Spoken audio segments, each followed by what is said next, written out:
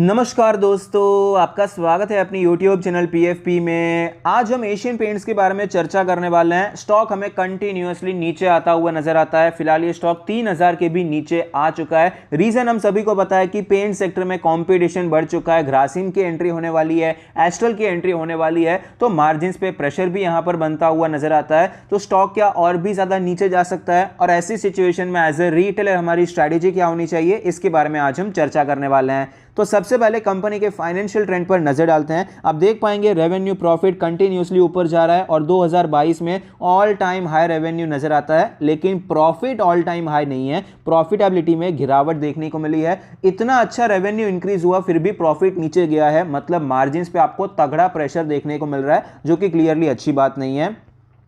Return ratios के बारे में बात करें, ROE 22% है, ROC 28% है, ROA 13% है। देखिए रिटर्न रेशियोज तो अब भी अच्छे हैं, लेकिन पिछले साल के मुकाबले कम होते हुए नजर आते हैं, तो ये एक नेगेटिव पॉइंट हो जाता है। लेवरेज रेशियो के बारे में बात करें, डेट टू इक्विटी 0.06 है, इंटरेस्ट कवरेज रेशियो 54.33 है। तो लेवरेज रेशियो क्लियरली अब भी अच्छे ही नजर आते हैं, ना के बराबर कर्जा आपको कंपनी पर नजर आता है। शेयर होल्डिंग पैटर्न के बारे में बात करें, टोटल प्रमोटर होल्डिंग है 52.63%, जिसमें से 5.6% प्लेज है। Mutual fund 4%, other DII 5%, FII 18.5%, retail and other category में 20% की हिस्सेदारी नजर आती है। Share holding pattern overall decent है। देखिए अगर ये प्रमोटर की होल्डिंग प्लेज नहीं होती तो काफी अच्छा शेयर होल्डिंग पैटर्न है, क्योंकि 50% से ज्यादा इक्विटी प्रमोटर के पास है और इंस्टीट्यूशंस का भी अच्छा खासा इंटरेस्ट है, लेकिन यहां पर 5.5% के करीब हमें प्लेज नजर आता है।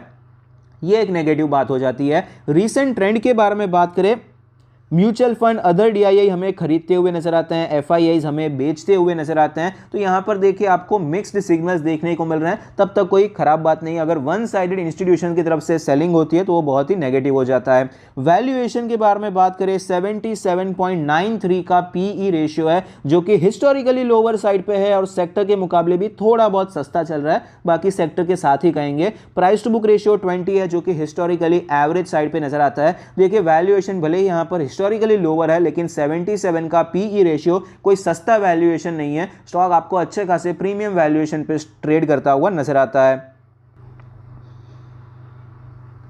स्टॉक के चार्ट पर आप देख सकते हैं 3500 के लेवल से गिरावट देखने को मिली। स्टॉक ने सपोर्ट लिया अप्रोक्सीमेटली 2600-2500 के जोन में। अच्छी रैली देखने को मिली, वन साइडेड रैली आई थी। स्टॉक यहां पर सस्टेन कर रहा था, लेकिन एट लास्ट स्टॉक ने यहां पर ब्रेकडाउन दिखाया। रिटेस्ट करके स्टॉक वापस हमें नीचे आता हुआ नजर आता है। आपको रेंज यहां पर शिफ्ट होती हुई नजर आती है। फिलहाल ये स्टॉक अपने सारे मूविंग एवरेज के नीचे ट्रेड कर रहा है। डेली RSI 32 का लेवल है। मोमेंटम क्लियरली नीचे के साइड पे है। रेजिस्टेंस के बारे में बात करें तो अभी स्टॉक के लिए 3050 का लेवल एक स्ट्रॉन्ग रेजिस्टेंस की तरह काम करेगा। 2800 के करीब हमें डेली चार्ट पे सपोर्ट नजर आता है, क्योंकि यहां पर प्राइस एक्शन बनाकर स्टॉक ऊपर गया था। वीकली चार्ट पर चलते हैं तो वीकली चार्ट पर भी आपको यही रेजिस्टेंस नजर आएगा, क्योंकि स्टॉक में यहां पर हैवी सेलिंग आई, थोड़ा सा रिटेस्ट करने की कोशिश की, अब वापस नीचे आ रहा है। सपोर्ट के बारे में बात करें तो यहां पर हमारा जो सपोर्ट है 2500 के करीब, 2600 के करीब जाता हुआ नजर आता है। मंथली चार्ट पे चलते हैं। मंथली चार्ट पे अगर आप लेवल्स देखने जाएंगे, सपोर्ट हमारा सेम है जो कि हमने वीकली चार्ट पर देखा था।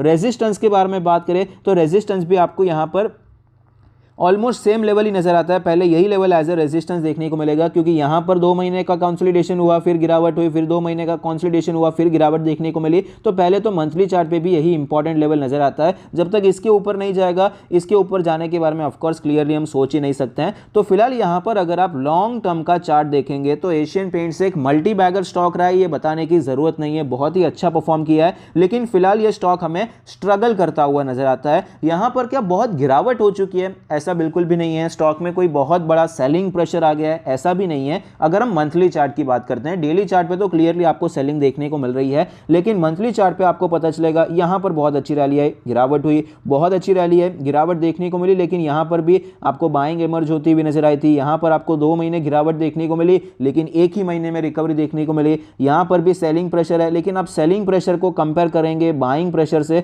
तो आपको पता चल जाएगा कि किस हिसाब से बाइंग प्रेशर आपको यहाँ पर ज़्यादा देखने को मिलता है। तो ये जो स्टॉक में अभी माहौल चल रहा है, ये कोई बहुत ज़्यादा क्रैश वाला माहौल एक्चुअली नहीं है कि स्टॉक एकदम खराब हो चुका है, वो माहौल नहीं है। मार्केट को अगर पता चलता है कि स्टॉक खराब हो गया है तो उसमें ज़रा भी टाइम नहीं लेता है, स्टॉक क्रैश हो जाता है, तुरंत आपको 30, 40, 50, 60% क्रैश होता हुआ नजर आता है। लेकिन एशियन पेंट फिलहाल धीरे धीरे नीचे आ रहा है, तो अभी यहाँ पर आपको टाइम करेक्शन चलता हुआ नजर आता है। इंपॉर्टेंट सपोर्ट 2500-2600 का लेवल है। ओवरऑल यहाँ पर इस रेंज में स्टॉक फिलहाल ट्रेड करता हुआ नजर आता है। कुछ इस प्रकार से आपको यहां पर ट्रेडिंग देखने को मिल रही है। तो ऐसी सिचुएशन में लॉन्ग टर्म इन्वेस्टर्स अपॉर्चुनिटी ढूंढ सकते हैं, बाकी शॉर्ट टर्म पोजिशनल ट्रेडर्स के लिए थोड़ा बहुत आपको पेन देखने को मिल सकता है। तो अभी हमें करना क्या चाहिए, स्टॉक में अभी ये ब्रेकडाउन देखने को मिला है, तो टेक्निकली तो हम गिरावट ही एक्सपेक्ट करेंगे, क्योंकि स्टॉक में देखिए पहले ये रेंज बनी, फिर नीचे आया, यहां पर रेंज बनी, फिर से नीचे आया। तो ये रेंज अगर हम सिर्फ इतना ही एक्सपेक्ट करते हैं, ये छोड़ भी देते हैं, जनरली क्या होता है, ये गिरावट हुई, फ्लैग बनाया, फिर से गिरावट देखने को मिली,